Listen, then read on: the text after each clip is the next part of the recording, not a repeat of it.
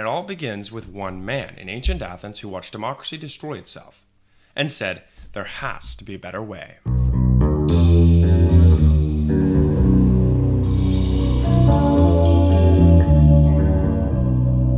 The man who saw democracy die.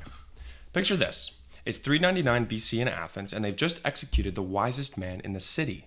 What was his crime? Bro asked too many questions. He made people think too hard. The democracy, which was a mob, decided that Socrates had to die because he made them uncomfortable. His student Plato watched this happen. He saw the greatest philosopher of his time murdered by a democratic vote, and something inside him broke. Not broke as if he gave up, but broke like he finally understood what democracy really was. It wasn't this beautiful system where everyone gets a voice. It was mob rule dressed up in fancy clothes. Think about it. The same people who couldn't figure out basic math were voting on whether the wisest man alive should live or die. And they chose death. That's when Plato realized something that most people today still can't accept. Not all opinions are equal, and definitely not all people are equal when it comes to making decisions. The republic that never was. Plato did what any genius would do. He wrote it all down. The Republic isn't just some book you had to read in college, Libtard 101. It's a blueprint for how society should actually work, in his view. And at its core is one simple, brutal truth that most politicians would never dare say out loud. Some people are just better at leading than others. Thus, Plato didn't fool around with feel-good equality nonsense. He looked at human nature. He really looked at it. And he saw 3 different types of people. Think of it like this. Some people are made of gold. These are your philosopher kings, the people who love wisdom more than power, who understand truth better than anyone else. They should be running things. Then you've got your silver people. These are your guardians, your warriors, your protectors. They're brave. They're strong. They understand honor and duty. They are the ones who keep society safe and enforce the rules the gold people make. And then you are everyone else. The bronze people. The workers, the farmers, the people who make stuff and buy stuff and basically just want to live their lives. And here's the key to this. Plato didn't think there was anything necessarily wrong with being bronze, but he also didn't think bronze people should be making decisions about how to run their civilization. Now it starts to get interesting. Plato knew that most people would never accept this system if you just told them, you're not as good as other people. So he came up with what he called the noble lie. The story goes like this. The gods mixed together different metals into people's souls when they were born.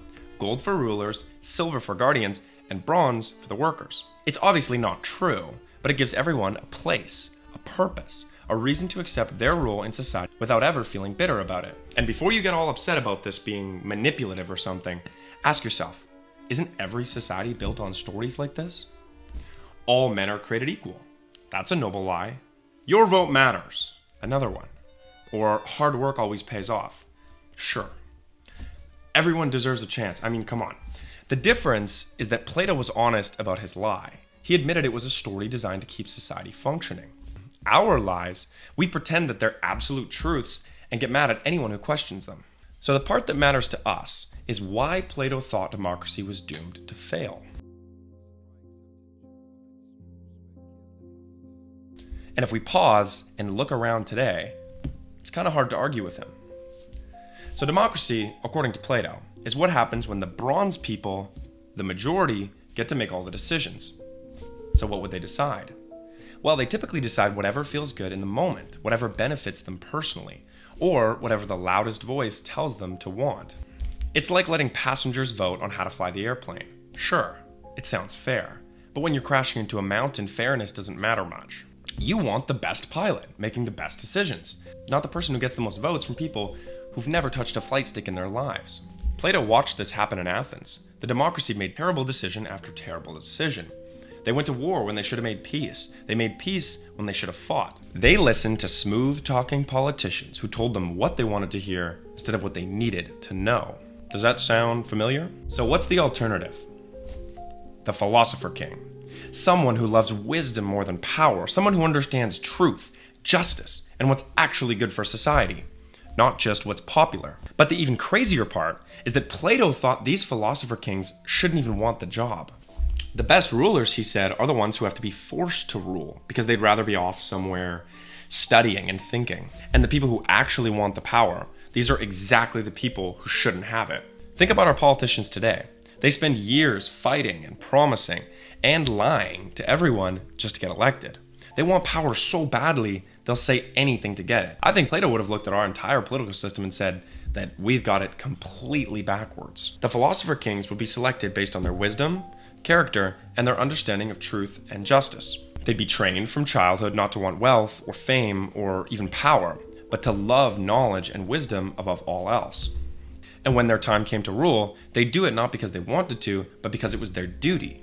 Now I know what you're thinking. This sounds elitist. This sounds unfair. This sounds like everything we've been taught to hate about the old world where kings and nobles ran everything. But again, Plato understood what we still can't accept, that equality is not natural.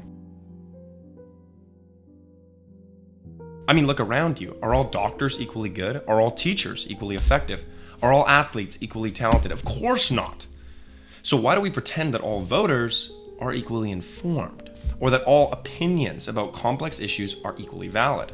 Democracy gives us the illusion of fairness, but what it really gives us is the tyranny of the majority. And that majority, they're not making decisions based on wisdom or knowledge or what's best for everyone. They are making their decisions based on emotions, self-interest, and whatever they saw on social media 5 minutes ago. Plato saw this coming 2,500 years ago.